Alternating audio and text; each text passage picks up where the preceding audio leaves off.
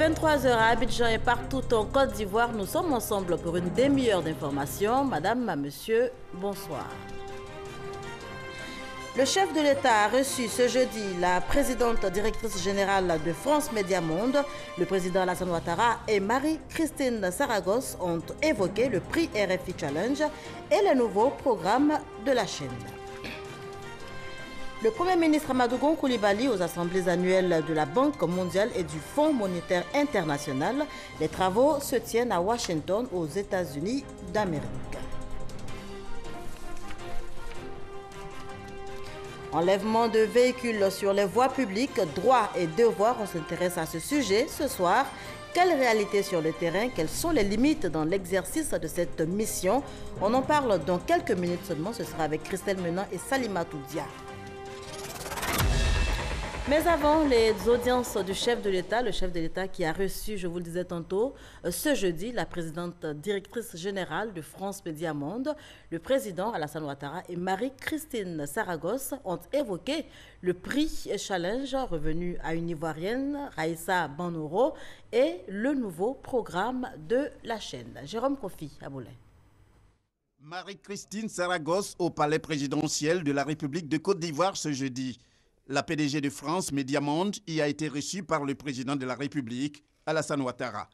Marie-Christine Saragosse dit avoir rencontré le chef de l'État dans le cadre du prix RFI Challenge, remporté par une Ivoirienne du nom de Raïssa Banoro, qui obtient à cet effet une enveloppe de 15 000 €. Nous sommes venus échanger avec le président à l'occasion du prix RFI Challenge App Afrique que nous avons lancé il y a quelques mois ici même à Abidjan et dont nous avons désigné la lauréate au cours d'une grande émission de 7 milliards de voisins et de voisines, une émission de RFI. Et il se trouve qu'en plus, la lauréate est une Ivoirienne et vraiment, c'était formidable. Elle a fait un projet dans le cadre du défi que nous avons lancé, comment, avec le numérique, améliorer l'éducation des filles. Et elle a fait un très beau projet d'application pour une alphabétisation des filles par le numérique. Et donc, nous lui avons remis un chèque de 15 000 € et elle va être, avec du tutorat, elle va pouvoir développer son projet. Et on espère que dans un an, du coup, ce sera mis au service des jeunes filles qui veulent s'alphabétiser.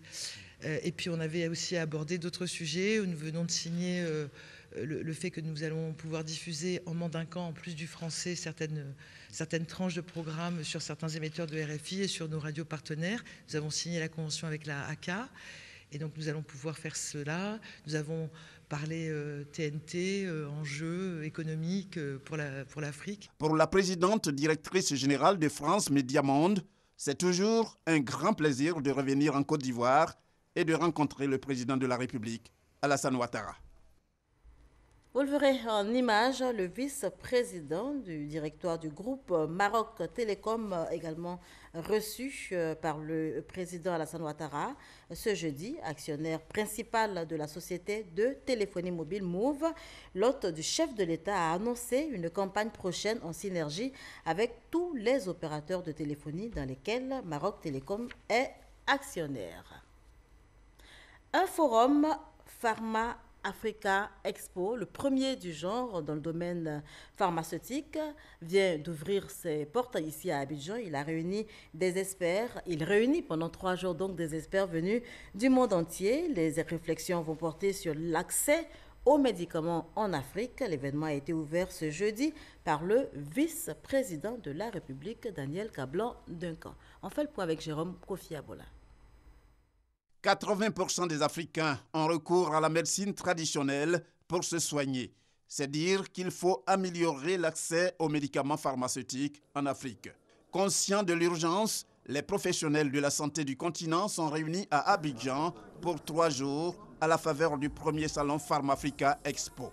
Une plateforme d'échange et d'affaires ouverte ce jeudi par le vice-président Daniel Kablan-Duncan. Pharmafrica Expo est né d'une vision, celle de valoriser et de s'informer sur le savoir-faire africain et de plaider pour un meilleur encadrement dans ce secteur. Cette première édition de Pharmafrica Expo s'articule autour du thème « Nouvelles tendances pharmaceutiques et innovations thérapeutiques ».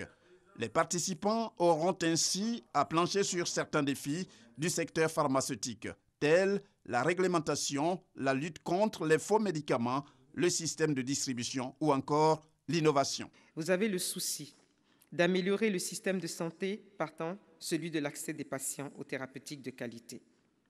Le gouvernement ivoirien soutient votre initiative et vous indique que vous êtes sur la bonne voie, la voie de la réforme et de l'innovation. Selon le vice-président Daniel Kablan-Duncan, la Côte d'Ivoire ambitionne de devenir un pays performant et innovant en matière d'offres, de soins et de médicaments. Pour ce faire, il sollicite la contribution du secteur privé. La demande à produits pharmaceutiques et parapharmaceutiques est en forte croissance en Afrique et dans notre pays. C'est pourquoi le président de la République, son Excellence M. Alassane Ouattara, et le gouvernement ivoirien lancent un appel pressant aux opérateurs de ce secteur à venir investir massivement dans la production de ce type de produits. C'est un secteur d'opportunités, porteur de croissance et créateur d'emplois. Son expansion permettra en outre de réduire la dépendance de nos pays africains vis-à-vis de l'extérieur. Par ailleurs, l'augmentation de la production permettra, entre autres, de réduire les coûts des médicaments et, par voie de conséquence, de lutter contre les marchés parallèles, de freiner la vente de faux médicaments. Il s'agit donc, on le voit, d'un véritable levier de développement. Selon les chiffres de la nouvelle pharmacie de la santé publique, la Côte d'Ivoire importe 90% de ses besoins en médicaments contre 10% seulement produits localement. Voilà, Pharmafrica Expo va donc durer 3 jours et les réflexions vont porter sur l'accès aux médicaments en Afrique. Une importante délégation d'hommes d'affaires indiens séjourne en ce moment en Côte d'Ivoire, ce dans le cadre du renforcement du partenariat économique Côte d'Ivoire-Inde. Notez que la délégation a été reçue par le vice-président de la République, Daniel Kablan-Duncan. On fait également le point avec Jérôme Koufi-Aboula. Plus de 40 personnalités qui composent cette délégation indienne en mission économique en Côte d'Ivoire. Signe de la bonne santé de la coopération entre les deux pays. La délégation indienne conduite par l'ambassadeur de l'Inde en Côte d'Ivoire a eu ce mercredi une longue séance de travail avec le vice-président de la République de Côte d'Ivoire, Daniel Kablan-Duncan.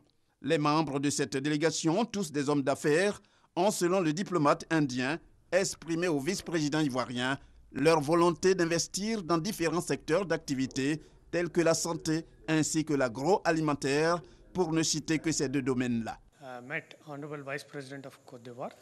La rencontre avec monsieur le vice-président visait donc à faire le point avec le vice-président, qui leur a donné les conseils nécessaires, qui leur a donné les orientations quant aux priorités de la Côte d'Ivoire, ces priorités qui sont dans le domaine de l'INTIC, l'agriculture, l'agro-industrie, de la santé, de la médecine bien sûr, et tous ces secteurs-là ont été passés en revue. Le séjour des hommes d'affaires indiens en Côte d'Ivoire est une réponse à l'invitation du vice-président Daniel Kablan-Duncan lors de sa participation en tant que représentant du président de la République Alassane Ouattara aux assemblées annuelles du groupe de la BAD tenues en Inde du 22 au 25 mai 2017. Leurs activités au programme durant les 3 jours de mission se sont déroulées entre le 9 et le 11 octobre 2017. Le Premier ministre Amadou Gon Coulibaly aux assemblées annuelles de la Banque mondiale et du Fonds monétaire international. Vous le voyez sur ces images. Les travaux se tiennent à Washington, aux États-Unis d'Amérique, des assises d'un intérêt capital pour la Côte d'Ivoire. C'est ce que confie le chef du gouvernement ivoirien Amadou Gon Coulibaly, qui s'est donc prononcé sur les enjeux de ces assises dès son arrivée. On l'écoute.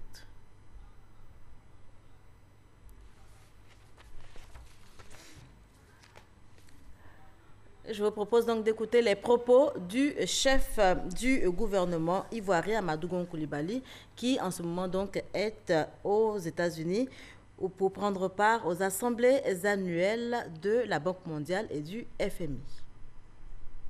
Nous devrons participer à cette réunion pour représenter notre pays avec une délégation ministérielle, mais ça nous donne aussi l'occasion de discuter avec nos partenaires de la Banque mondiale et du Fonds de l'état d'avancement de notre coopération. Et concernant la Banque mondiale, nous avons beaucoup de projets qui sont en instruction actuellement et qui s'inscrivent dans la mise en œuvre du PND 2016-2020. Donc ce sera l'occasion pour nous d'approfondir avec la banque comment arriver à la finalisation de ces projets et à les mettre en œuvre rapidement pour le bien-être des populations ivoiriennes. Et avec le fonds, venir constater, surtout après la mission qui vient de se tenir à Abidjan, que les performances économiques de la Côte d'Ivoire sont bonnes et que les perspectives économiques sont très bonnes. De retour en Côte d'Ivoire, on se rend directement à la base navale de la Marine nationale. Le ministre d'État, ministre de la Défense, Ahmed Bakayoko, y était ce matin pour une visite de travail et également une prise de contact. C'est ce que nous dit Abou Sanogo.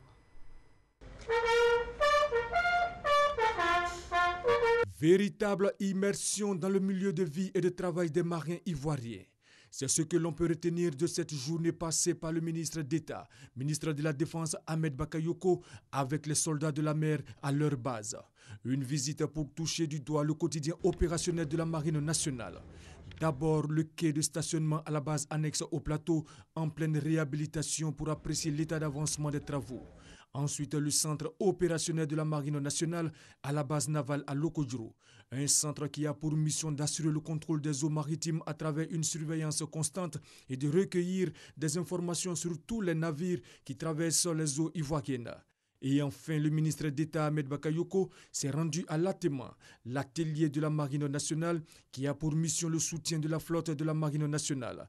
Cet atelier est chargé d'assurer le maintien en conditions opérationnelles des navires et vedettes. Revenus à la base annexe au plateau, les marins ont témoigné leur gratitude au ministre d'État Ahmed Bakayoko. Nous sommes heureux et fiers de votre nomination parce que, connaissant votre sens de l'honneur, votre sens élevé du devoir, et votre rigueur à la tâche, vous saurez relever le défi de la projection de notre outil de défense vers l'émergence annoncée pour l'horizon 2020. En retour, le ministre d'État Ahmed Bakayoko a salué l'action des marins dans la protection des eaux ivoiriennes, puis leur a dévoilé sa vision. La priorité principale de l'armée de Côte d'Ivoire, c'est d'abord de prendre soin des hommes qui l'animent. Le président de la République a déjà dégagé un budget important pour que nous puissions rénover toutes les cuisines ou construire des cuisines neuves et des réfectoires neufs. Mon ambition avec vous, ça va être de faire en sorte que la marine de la Côte d'Ivoire soit la dimension de ce que la Côte d'Ivoire est dans l'environnement géostratégique, sous-régional et continental. Les enjeux sécuritaires avec la piraterie maritime, son lot de trafiquants de drogue, avec la pêche illégale, détermine la puissance économique des pays. Après cette visite de prise de contact et de travail, le ministre d'État, ministre de la Défense Ahmed Bakayoko se rendra dans les autres unités de l'armée pour inviter les soldats à la cohésion et à la discipline. Dans le même temps, lutte contre le grand banditisme, la Côte d'Ivoire et Interpol se serrent les coudes pour donc venir à bout de ces fléaux. Le secrétaire général de Interpol en visite de travail en Côte d'Ivoire a rencontré pour ce faire le ministre d'État, ministre de la Défense, Ahmed Bakayoko, également le ministre de l'Intérieur et de la Sécurité et le directeur général de la police nationale, Herman Guivé.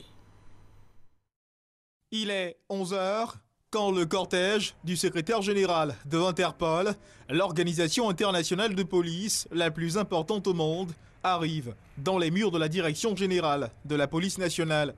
Officiers et sous-officiers de la police nationale pour l'accueillir, place ensuite aux échanges entre le directeur général de la police nationale et le secrétaire général d'Interpol.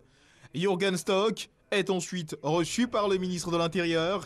Il se félicite de l'étroite collaboration qui existe entre les services de police de Côte d'Ivoire et Interpol. La police de Côte d'Ivoire joue un rôle de meneur dans les différentes opérations facilitées et coordonnées par Interpol. Et le bureau régional de Interpol ici à Abidjan aide énormément à mettre ses services opérationnels au service des différentes polices dans les pays de l'Afrique de l'Ouest. J'ai eu l'opportunité de remercier le directeur général de la police et encore le ministre de leur soutien très fort et leur engagement au sein de la mission d'Interpol recevoir le secrétaire général pour faire avec lui sur place ici l'état des lieux de la collaboration entre la Côte d'Ivoire et cette organisation est une opportunité pour la Côte d'Ivoire pour relancer cette collaboration, l'accentuer davantage parce que nous sommes preneurs dans la lutte contre le terrorisme. Le nouveau bureau régional de lutte contre le terrorisme qui est annoncé pour être ouvert par Interpol en Côte d'Ivoire est une grande opportunité et aussi un grand soulagement dans la lutte contre le terrorisme. Mais avant, le secrétaire général de Interpol, Jürgen Stock, a été reçu par le ministre d'État, ministre de la Défense, Ahmed Bakayoko. L'intensification de la collaboration entre la Côte d'Ivoire et Interpol, toujours au centre des échanges. Direction le palais de justice au Plateau, le palais de justice où il a régné aujourd'hui, 12 octobre, une ambiance toute particulière. C'était la rentrée judiciaire. Elle a eu donc lieu au Plateau et de nouveaux magistrats ont été installés. C'est ce que nous disent Ahmed Traoré et Herman Guivet. Accompagnés d'autres magistrats, Etia Anna Désiré, présidente de chambre à la cour d'appel, procède à la cérémonie d'installation des nouveaux promus. Il s'agit des magistrats Ali Yeo, précédemment procureur général, nommé par le chef de l'État, devenu président de la Cour d'appel, ainsi que Marie-Léonard Lébry, anciennement conseiller à la Cour suprême, devenu à son tour procureur général. Ce sont des sentiments de reconnaissance envers le président de la République qui a procédé à cette nomination, des sentiments de reconnaissance pour cette nouvelle mission qui m'est donnée et aussi des sentiments de responsabilité pour dire aux uns aux autres que le premier président que je suis va mettre tout son talent, toute sa force, toute son intelligence au service de la justice. Qu'aucun poste de responsabilité n'est réservé à quelqu'un. Il suffit, selon le président de la République, de remplir les conditions de compétence, d'équité, d'intégrité simplement pour que vous puissiez être nommé à ce poste. Une décision saluée par le garde des Sceaux, ministre de la Justice et des Droits de l'Homme. Il nous faut mettre en place une justice qui rassure nos concitoyens. Et mettre en place une justice qui rassure nécessite que l'on fasse appel à des magistrats de qualité et à des magistrats qui, par leur expérience, sont à même d'impulser cette nouvelle dynamique-là à la justice. La rentrée judiciaire se tient chaque début du mois d'octobre. Elle marque la reprise des activités de la justice et offre l'opportunité à ses acteurs de dresser le bilan de l'année écoulée et de définir les principales lignes directrices pour l'année qui commence. Cette année, 18 autres magistrats ont été nommés auprès de la Cour du parquet général. Du nouveau matériel pour la RTI, la radiodiffusion-télévision ivoirienne. Il s'agit entre autres de caméras, de tables de montage et autres accessoires de tournage ou de diffusion. C'est un don du Japon, don remis il y a quelques heures seulement au directeur général de la RTI, en présence du ministre de la Communication, de l'Économie numérique et de la Poste, Bruno Koné. Du matériel pour la RTI, radiodiffusion-télévision ivoirienne, ces caméras, tables de montage et autres accessoires de reportage sont offerts par le Japon. C'est le fruit de la coopération entre les deux pays qui avait signé le 21 décembre 2015 un accord de partenariat technique traduit par un projet portant sur une aide d'environ 300 millions de francs CFA. Cette remise de matériel est à inscrire dans le cadre de cette coopération qui prend en compte le renforcement des capacités des agents et la remise de matériel. Occasion pour le représentant de la coopération japonaise en Côte d'Ivoire de situer le cadre. Le projet permet d'approvisionnement en équipement, d'enregistrement, d'édition et de diffusion et leurs accessoires. Et il apportera le bénéfice aux chaînes RTI 1, RTI 2 et voir la chaîne locale telle que RTI, Boaké, etc. Du matériel qui arrive à point nommé. La RTI est inscrite dans une dynamique de déploiement à travers tout le pays et ce matériel va redynamiser les différentes chaînes et stations régionales. Au niveau du matériel, cela va nous permettre d'installer de nouveaux correspondants en Côte d'Ivoire. Donc dans le nord du pays, dans l'est du pays, nous allons renforcer le réseau. Dans le sud-ouest également, nous allons renforcer le réseau de correspondants. Et cela va même soutenir certaines initiatives. Nous nous organisons pour donner beaucoup plus de visibilité à l'actualité régionale, puisque nous avons maintenant des correspondants. Donc ils vont pouvoir rendre compte aux Ivoiriens de tout ce qui se passe, de la richesse et de la diversité. L'État représenté par la tutelle, le ministre de la Communication Bruno Dabangye-Koné a exprimé sa satisfaction. Tout ce que nous avons besoin de vous demander, c'est de continuer à faire votre travail, à le faire avec responsabilité, à le faire avec professionnalisme. Pour le reste, nous nous assurerons que vous avez les moyens de faire correctement ce travail pour la Côte d'Ivoire, pour les Ivoiriens. Autre point marquant, visite à des studios et plateaux du journal, le département artistique et la production, délégation japonaise et tutelle ont voulu constater de visu les potentialités techniques de la RTI. Franck Wadio signait ce reportage. On l'a appris cet après-midi. Monseigneur Marie-Daniel Dadier, archevêque de Korogo, a démissionné. À sa demande, il a été relevé de sa charge pastorale pour des raisons de santé par le Saint-Père. Le pape François, qui a donc nommé Monseigneur Ignace Bessi Dogbo, évêque de Katiola, nouvel administrateur apostolique de l'archidiocèse de Korogo, en remplacement donc de Marie-Daniel Dadier. Enlèvement de véhicules sur les voies publiques, droits et devoirs. On s'intéresse à présent à ce sujet. Quelle réalité sur le terrain? Quelles sont les limites dans l'exercice de la mission des sociétés de dépannage et de remorquage? On en parle car bien qu'encadrées par des conventions signées avec le district d'Abidjan, eh bien, elles sont souvent critiquées. Le dossier est signé Christelle Menon et Salimatou Dia.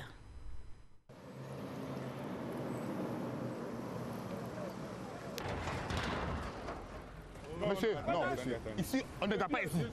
On vous comprend. Non, calmez-vous. Calmez-vous. Monsieur. Calmez-vous. On va le demander. Tu peux démarrer. Il faut monter. Regarde, calmez-vous. Enlevez.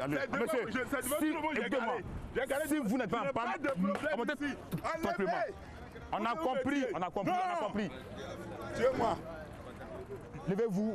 Non, je me lève. Fou de rage, cet usager refuse tout dialogue, bien qu'ils sont en infraction sur une voie à grande vitesse. Le monsieur a garé sur une voie publique. Nous sommes sur l'autoroute du Nord. On ne peut pas stationner comme ça sur l'autoroute du Nord. C'est une voie à grande vitesse. Donc quand une voiture est sur l'autoroute du Nord, qu'elle est garée, qu'elle est mal stationnée, on a le droit de l'enlever et l'envoyer au district. Moins théâtrale, Larissa a assisté impuissante et sans ménagement à l'enlèvement de son véhicule. Un jeudi soir à 19h, j'ai une panne au niveau du boulevard Latry. La batterie qui ne fonctionne pas très bien, mais que j'arrive à gérer quand cela arrive. Et là, je vois débarquer des gars avec leur remorqueuse. Je leur dis non, laissez, je sais comment gérer ma panne. Donc j'ouvre le capot, malgré qu'ils essayent de fermer le capot, j'ouvre le capot, j'essaye de faire redémarrer le véhicule. Au moment où je descends de la voiture pour refaire la manœuvre, qu'ils ont déjà essayé de remorquer ma voiture, ils ont attaché le véhicule. J'ai beau demander, supplier, demander pardon, ils ne veulent rien savoir. Ils ont déjà remorqué mon véhicule, ils me tendent une vieille feuille plutôt froissée pour me dire d'aller rechercher ma voiture à la fourrière. Direction Yopougon-Jesco, la plus grande fourrière du district d'Abidjan, ouverte depuis 1979. Ici peuvent s'entasser environ 1200 véhicules. Une fois entré, le véhicule enlevé peut être réparé à la demande de l'automobiliste. Le coût de la prestation dépend de la panne et le véhicule n'est restitué qu'après règlement total. Ça varie de 40 000 francs à 250 000 francs selon les voitures de type F.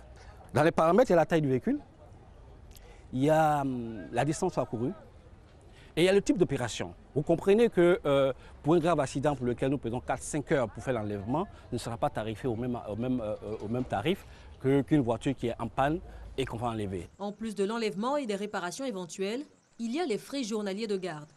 Les 3 premiers jours ne sont pas facturés. Au-delà, le compteur s'enclenche. Plus les véhicules restent longtemps, plus les caisses se renflouent. permettant ainsi aux sociétés prestataires de s'acquitter de leurs redevances auprès du district d'Abidjan ou de la mairie concernée. Tarifs excessifs, enlèvements précipités, les plaintes des usagers se multiplient, mais le district rassure. Une brigade de contrôle veille au respect des engagements pris par les sociétés conventionnelles. En cas d'abus, l'usager peut y faire recours.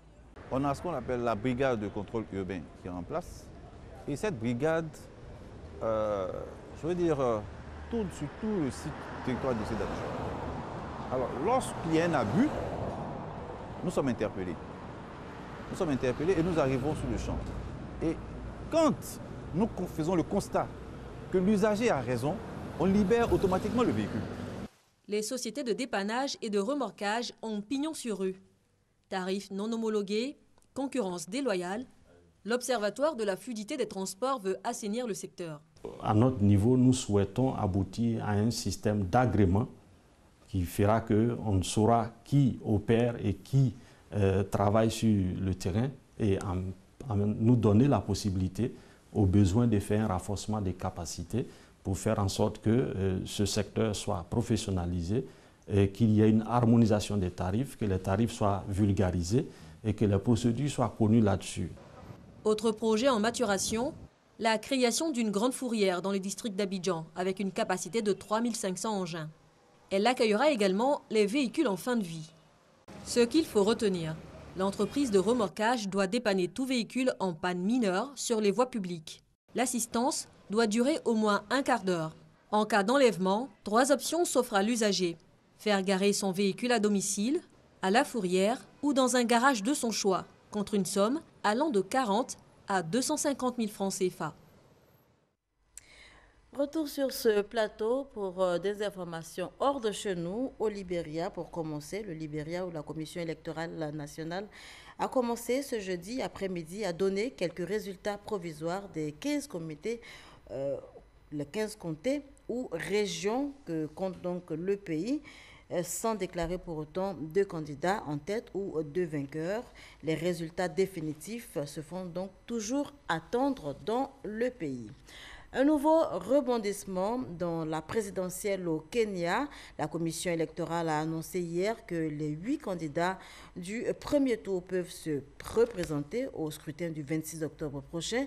C'est une décision de la Haute Cour de Nairobi. Les États-Unis et Israël se retirent de l'UNESCO, qu'ils accusent d'être anti-israélienne. Toutefois, Washington entend conserver un statut d'observateur. Notez que cette décision est regrettable. C'est en tout cas ce que pense la directrice générale de l'UNESCO, Irina Bokova. On en parle tout de suite avec Herman Guivet. L'information est tombée ce jeudi, en début d'après-midi. Les États-Unis annoncent leur retrait de l'UNESCO, l'Organisation des Nations Unies pour l'éducation, la science et la culture. Motif avancé par la première puissance mondiale, l'UNESCO serait anti-israélienne.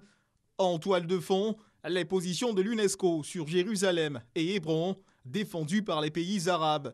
Quelques années plus tôt, en 2011, l'admission de la Palestine au sein de l'UNESCO a accentué la crise et entraîné la suspension des contributions financières d'Israël et des États-Unis. Des contributions égales à plus de 20% du budget de l'agence. En juillet dernier, Israël et les États-Unis avaient d'ailleurs prévenu qu'ils réexamineraient leur lien avec l'UNESCO, qualifiant d'affront à l'histoire la décision de l'organisation de déclarer la vieille ville de Hébron en Cisjordanie occupée, zone protégée du patrimoine mondial. Une décision qualifiée de délirante par Israël qui salue le retrait américain. Après son retrait qui ne sera effectif qu'en fin décembre 2018, conformément au statut de l'UNESCO, Washington n'aura plus qu'une position d'observateur. Pour la directrice générale de l'UNESCO, Irina Bokova, cette décision porte un coup certain au multilatéralisme, une décision qu'elle dit regretter profondément. Voilà, une réaction donc de Irina Bokova, la directrice générale de l'UNESCO, après le retrait des États-Unis et de Israël de l'organisation. C'est une perte pour l'UNESCO, une perte pour la famille des Nations Unies, c'est une perte pour le multilatéralisme. Et pendant ce temps, le mouvement islamiste Hamas et son rival palestinien du Fatah ont signé ce jeudi au Caire un accord de réconciliation, accord destiné donc à mettre fin à une décennie de déchirement. Retour en Côte d'Ivoire pour parler sport. Après 18 ans d'absence sur la scène internationale, l'Open Golf de Côte d'Ivoire renaît. Et pour marquer le coup, eh bien, le ministre d'État, ministre de la Défense, Ahmed Bakayoko, a procédé hier au lancement. On en parle avec Aude Alegbe et Arsène Kouassi. Ça y est, c'est fait. Le top départ de la 19e édition de l'Open Golf de Côte d'Ivoire a été donné par le ministre d'État, ministre de la Défense Ahmed Bakayoko, parrain du tournoi. Au cours de la cérémonie, le président de la Fédération ivoirienne de golf n'a pas manqué d'exprimer sa reconnaissance à tous ceux qui ont œuvré pour la renaissance de cette compétition restée en veilleuse pendant 18 ans. Cela n'aurait pas été possible si on n'avait pas eu le soutien de nos partenaires et de nos sponsors. Grâce à certains passionnés du golf, nous sommes mis ensemble avec à la tête M. Brahif pour réussir à faire ce Open de Côte d'Ivoire. Le parrain Ahmed Bakayoko a adressé des mots d'encouragement à l'équipe qui a travaillé pour ce prestigieux tournoi qui porte le nom de Félix Houphouët-Boigny et dont les retombées vont au-delà du sport. C'est un tournoi prestigieux. Depuis 18 ans, il ne se réalisait pas. Et je considère que c'est un indicateur de la vitalité retrouvée de la Côte d'Ivoire. Quand il y a de la vie, le plaisir de se retrouver, on peut se permettre de jouer au golf. Plus de 170 golfeurs venus d'horizons divers prennent part à cette compétition majeure qui réconcilie le golf ivoirien avec la scène sportive internationale. L'Open Golf de Côte d'Ivoire doté du trophée Félix Houphouët-Boigny s'achève le 15 octobre. Qui met un point final à ce journal. Merci de l'avoir suivi. Passez une très bonne soirée sur nos antennes.